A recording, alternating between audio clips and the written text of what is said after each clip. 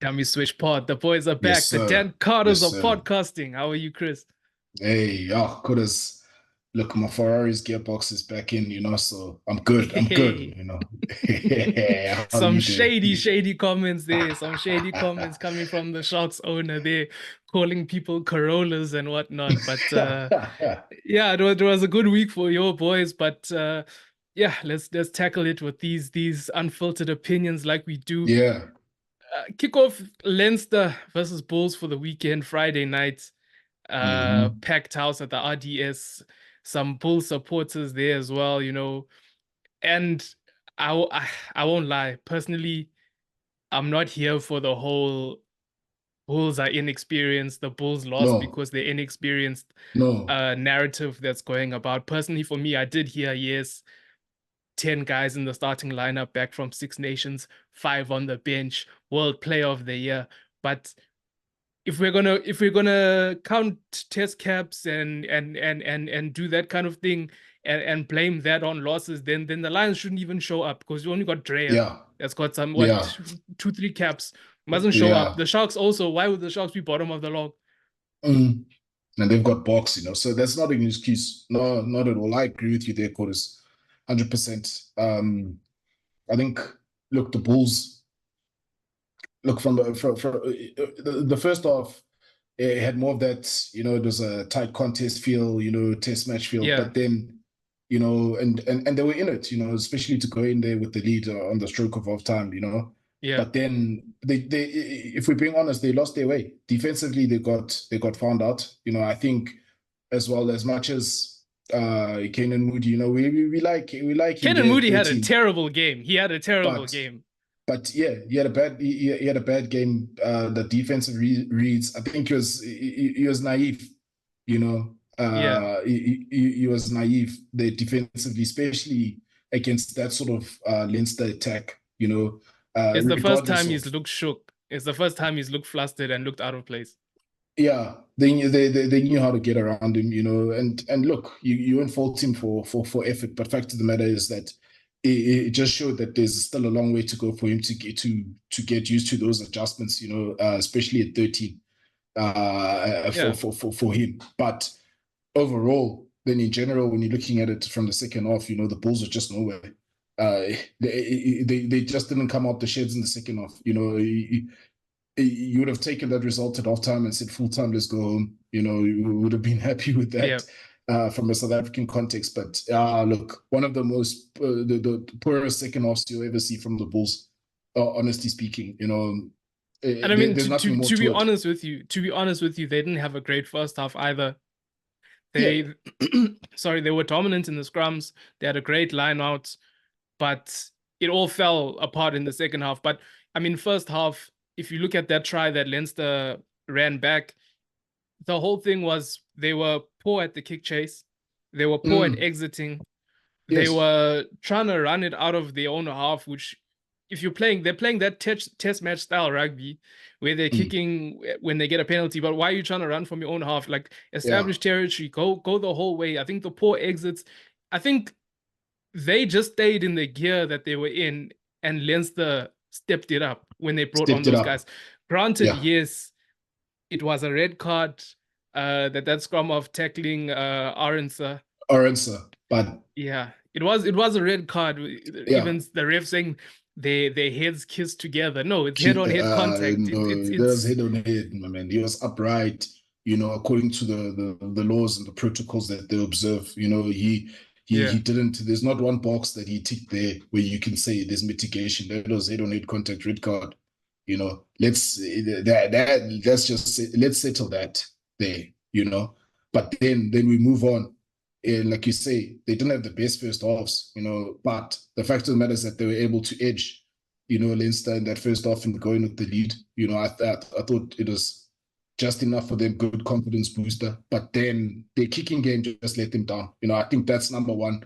Their exits, I think, from Yeah, nine, even when they 10, came out, that's how they scored the first try in the second half. Papia didn't clear penalty. yeah, Then they stepped it up. Gibson Park came on.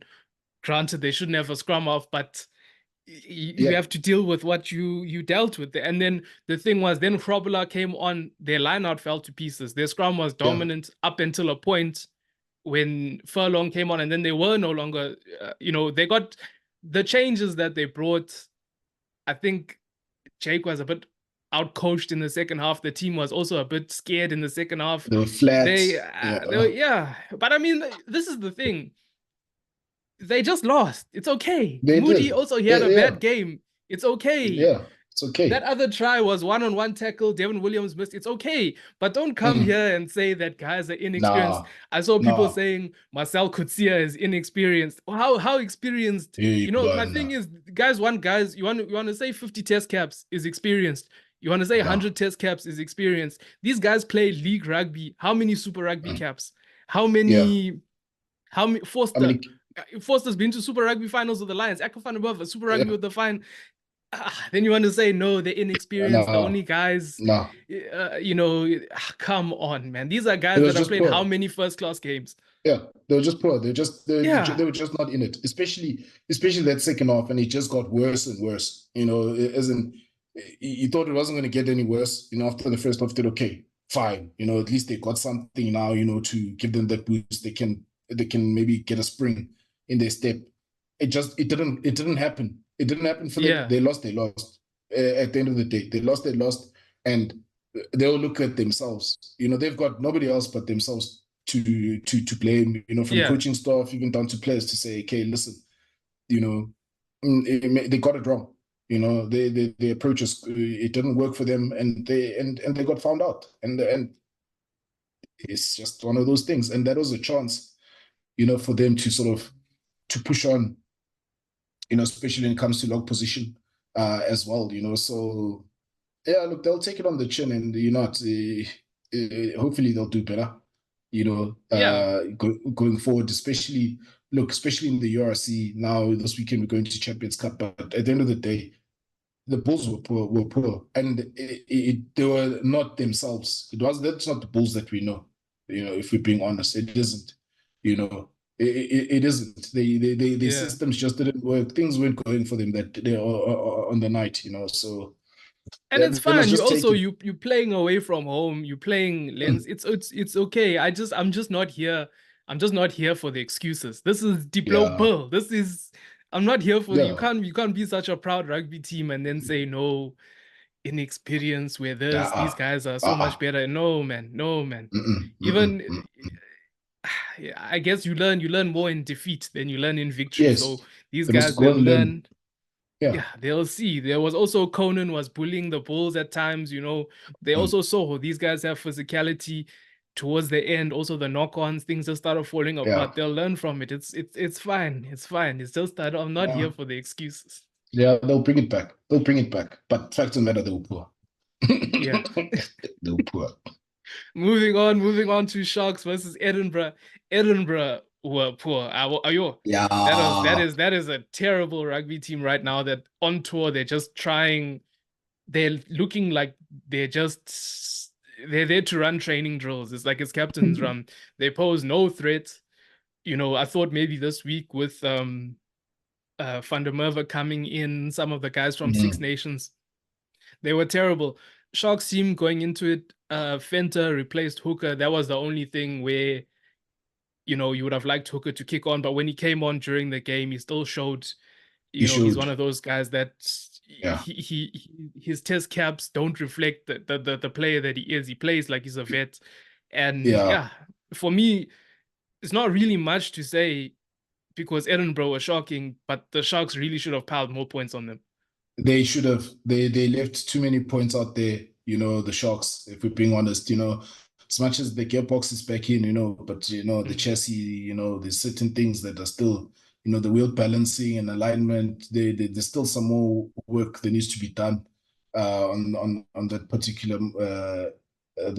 vehicle, because at the end of the day, it was, I think the Sharks' quality in terms of the individual players came through, but they're starting more and more a little bit to start to look more and more like a team, slowly coming together. So you have to commend them. The guys are still, the consistent guys.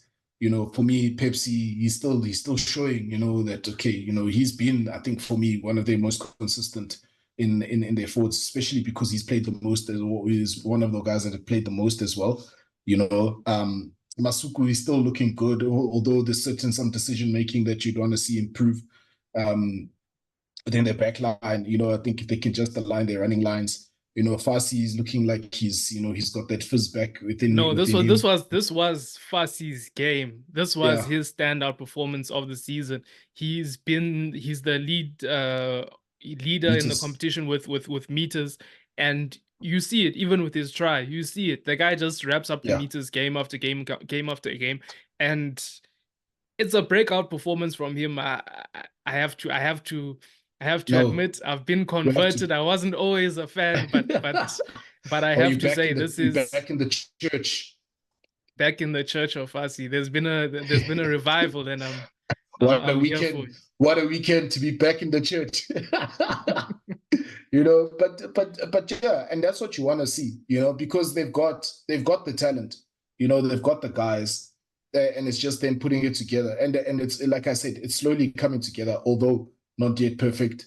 They're Yeah, still leaving a lot out on there, because they should have punished that Edinburgh team. They were there for the taking, to absolutely hammer them and make a statement. But we'll take the win. That's all I'll say, is that we'll take the win, and they just need to keep on. I'm just glad that they backed it up, and they just need to keep yeah, on, keep on going in this trajectory where, whoever's coming in is putting out a performance, because now Fassi is looking solid. It's difficult to see somebody coming in and taking that 15 jumper off of him. yeah, The quality of that's it's coming through. The box of blocking. So yeah, what you expect. The win at a minimum at home. But yeah, just it will be disappointed they didn't take more from this game. yeah. One thing I have to say about the SA teams is that if you look at the 22 entries and the amount of points that we score from the 22 entries, Mm. we're not clinical at all. Yeah, no, I conversion think rate is not good. conversion rate is absolutely terrible for all SA teams. The Yeah, Sharks in this one, Edinburgh were hanging. They were hanging around just because at the breakdown they were able to steal some balls. They were able to yeah, disrupt a lot of handling errors as well from us as yeah. our four South African teams. teams. Yeah, Yeah, a lot of handling errors. If I'm gonna be harsh on the Sharks, Masuku, it's the kicking, and then it's the lineouts as well, and also losing possession too easily. possession too easily. Chituka's playing well, but the knock-ons always, Yeah, the there's handling areas as yeah. well. Just that those decision makings, especially within contact, because the opportunities are there, the momentum is there, and you can see, man, there's ballers there, but No, it'll come to the tempo of play was excellent. The attacking was excellent. yes, It's just that clinical, and I mean, we saw when they did score, it's Fassi, those hands to arm. yeah, Pepsi running over two guys, Fassi, how he hit that gap, which Hendricks pushed open for pointed, him. yeah, It's these moments of brilliance, but like you need more. You need more. You can't yeah, 7-3 at halftime and you're half time, yeah, dominating. no, nah. You see, that's I think that's the biggest concern, and you touched on it. The conversion rate. When it comes to getting entries into the 22, they need to sharpen that up. And also, it's slightly disappointing because the week before, they're managing their ball while they're looking after their ball, and that's what gets them over the line. And then this week, they're not treasuring the possession as they should. As much as they had the bulk of it, and we look at how much possession they had, they really should have and could have done more.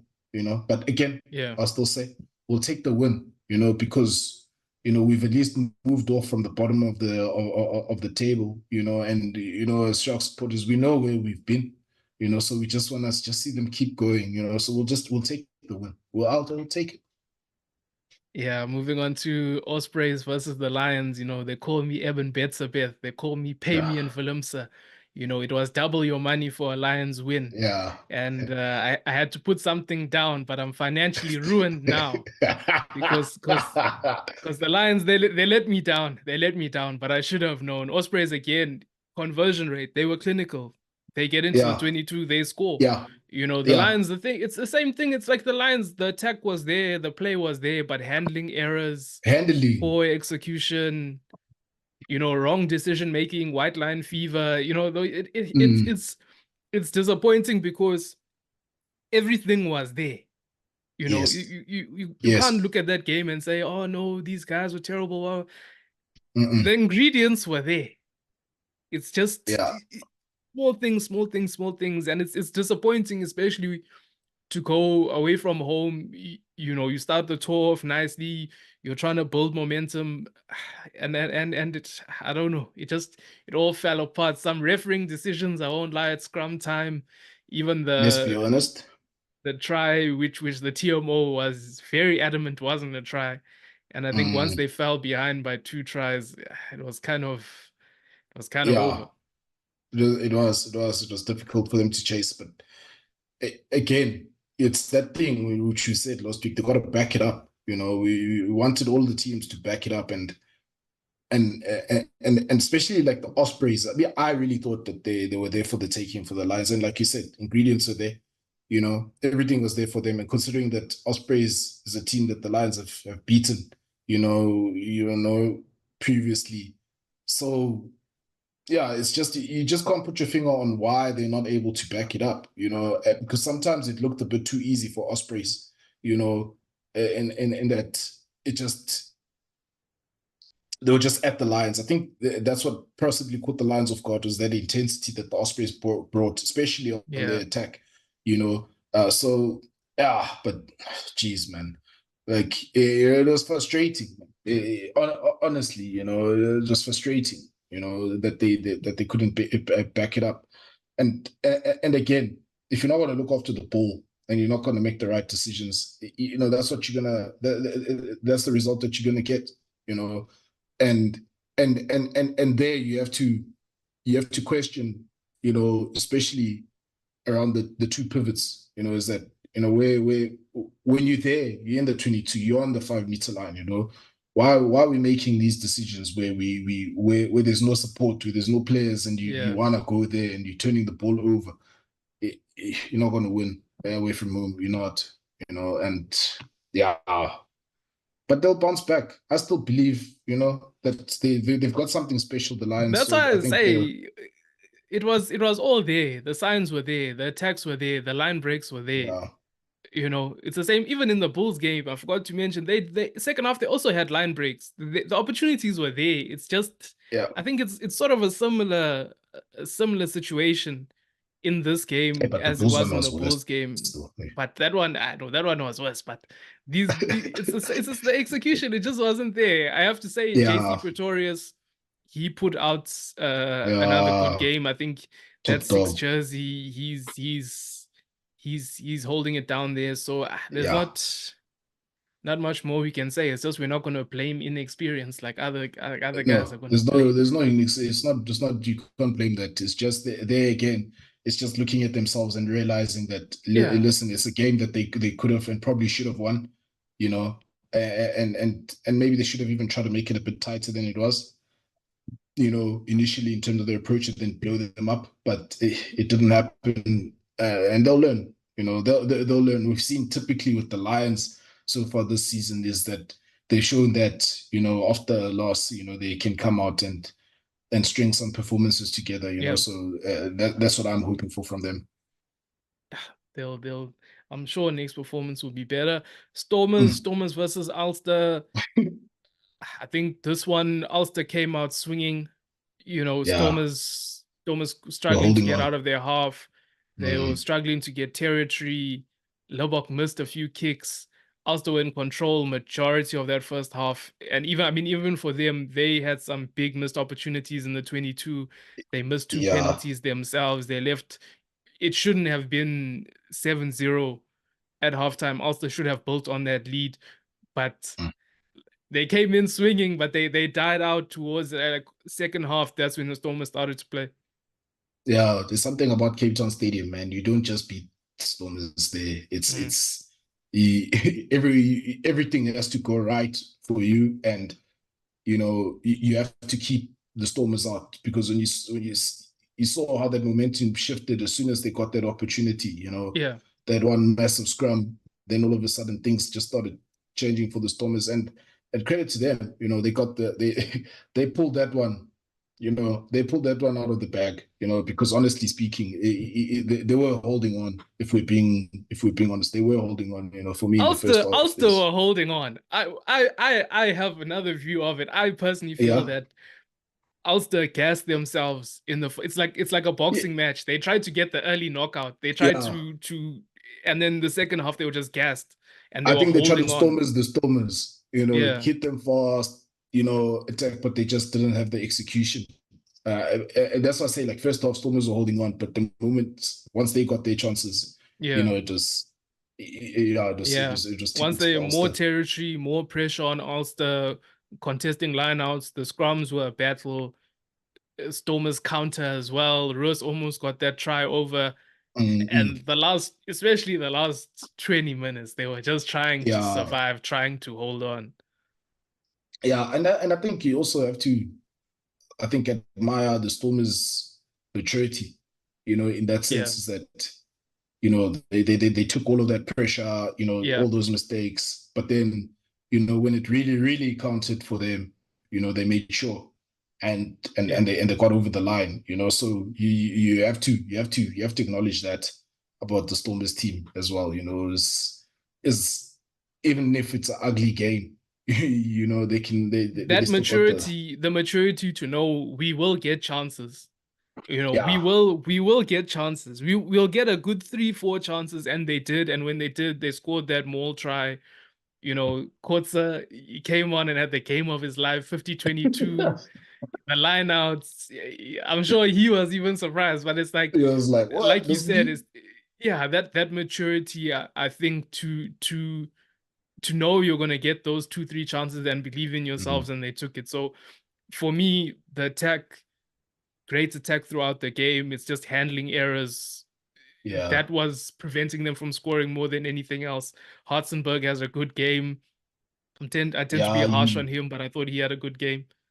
But I think look, I think being harsh on him is warranted in the because you would have seen that, okay, he's got something, but he hasn't been hitting And he's that also playing consistent wing. I level. I, I view him as a winger. When he plays 13, that's when I think the defensively the misreads. But well done to him. Yeah, this time around, I think, yeah, he showed a lot, and I mean, I think he's always been an attack good attacker, and I think he was a big part of that Stormers backline attack as well, to get them that momentum as well, so all around, they've got guys, and they know they've got experience. Yeah, They've got the experience of the URC, those tight games in the URC. So, and they showed it, and especially at home, So yeah, look, yeah. just They've just got happy for them. that engine room. Those forwards that work hard, tight forwards. Yeah, yeah, And then they've uh, also, I have to say, Dorbo, he lets the boys play, man. He lets them throw that ball yeah. around, which sometimes coaches will be reluctant to do, but I have to commend him as well to say no, he lets the boys have a go. And they back themselves. That's what you. Mm, That's what's enjoyable about the Stormers, is the way that they back themselves. Almost similar to the Lions once they've got that momentum. And they throwing that ball around. It's good to see. But like we said, story of the weekend with the South African teams. Missed opportunities, plenty missed yeah. opportunities. And yeah, I think they'll look at themselves, and yeah, they'll fix it. They'll fix it. Yeah, chance to fix it now. We've got the European rugby, Bulls versus Lyon, Stormers versus La Rochelle. Mm. I'm, Nah, I'm that's a expecting I'm expecting 2 wins there. I don't know. Okay, La Rochelle will be La will be Rochelle tight, will, but I think that will be yeah. one of the tighter matches of the weekend. But if I have to bet, if I have to put some money down, I'd go for the Stormers. Yeah, Stormers at home. Go for them. Bulls, I think they should put it together. and set the record straight. Plus, it's 1 o'clock kickoff, Highveld, so we know what it is there because how altitude is real, so yeah. And then the Stormers, it's gonna be I think it's gonna be a very tight one, small margins again, but this past weekend I think will put them in good stead in terms of that they'll be able to hang tight and pull it through. And then so Challenge Cup as well. Cheetahs, they're coming back into the picture here. Against Clermont. I don't know. I think Clermont are at home. Cheetahs. Yeah, look. There's a high chance they can win the game. We always back the Cheetahs. So they must just have a go, man. Go have a go. Yeah, let's just have a go. That's what we want from the Cheetahs. Benetton Lions. I think it's a bit of a tricky one for the Lions, but I think they would have learned this past weekend. And we should see something from them. I think that's an easy semi-final there, Lions. Easy semi-final. You think so? I think they'll have enough. Even the Sharks against Zebra. I'm not big on Italian opposition, I must say. I'm not. Hey man, I don't wanna underestimate the Italian teams. We'll give them the credit. They're at home, so we'll be quietly confident. We'll be quietly confident. I'm just saying. I doubt it very much. Chasing the Sun. Any updates from you on that? Yeah, let me give you an update because you don't have access. Being you're across enemy lines right now. Actually, and an undisclosed location. I can't. At an undisclosed location at the moment. So we may need some insights for the June tests. The incoming tours, but geez, man, I think this past episode, you just see how serious and personal Rassie takes a loss, and especially against like Ireland, that, yeah, man, the way that it's brutal in the Springboks environment, and that's what I like about it is that honesty to say, look, you guys are not, you're not hurting from that loss, and I think it sort of paints the picture and sets up how those, again, how those 1-point wins came about is that, they cared that little bit extra, and it's because of this crazy scientist, man. Like this guy, he knows rugby, man. Like he knows rugby, knows psychology, and that military mentality. I think, that background, it comes into the fore and that honesty. I think that's what I appreciate the most about Chasing the Sun too, and this past weekend, I think it showed ball is that it's a very honest environment, even though sometimes us as supporters, we may not agree with certain decisions, certain player picks, but yeah, the more insights that we get, the more we understand, what makes this team work, and even and now, how they get now results. I won't lie, when I'm looking at certain players and you're seeing guys talk about selection for this player or that player, for example, like let's say Fassi, you're starting to think, yes, he can play, but can he survive in that environment? Yeah. And not just him. I mean, it's every single player that you're saying, okay, this guy must get. Can say the same for Nohamba. You can say the same for Dweba, any for Dweba, for Horn, all these guys that are knocking to say. And some of them you can say like, no, this guy looks like he can survive in this. Yeah. And others you're looking like, no, this guy doesn't look like he doesn't look like he'll be able to be that accountable. He doesn't look like he'll be able to take that kind of criticism. Yeah, and put on the big boy pants and get to work, because damn, man, they got to work. It's exciting. I'm excited for the next episode, man. It's Sundays. I think for the whole of South Africa, Sundays has become something else now because of Chasing the Sun too, and it's inspiring. Really, it really is. Even the backstories for some of the guys, and I won't lie, I think Bongi did say that. I really think he did say that, but you know what? That's okay, because he's a dog, man. He's a top dog, He's a leader there. I think that, yeah, man, you just have to love the Springbok environment. You know, if you didn't love, if you weren't in love with the Boks before, you know, chasing the sun too makes you fall in love with them even more. You know, when you realize, you know, the shit that they were put through. You know, number one, and you know, being able to take harsh words on the chin, take it on the chest, and you know, and just keep it moving and deliver, because that's what they did. Yeah, nice wrap up there. I think that's it from us. Any closing words from you? Hey man, look, Champions Cup. You know, Ferrari's got to be oiled up. You know, let's everybody, the whole of South Africa, the South African teams has got to fix the things. You know, and let's go conquer Europe. Yeah, that's it from us. Expecting some good results this weekend. Thanks for watching. Thanks for Yes, listening. sir.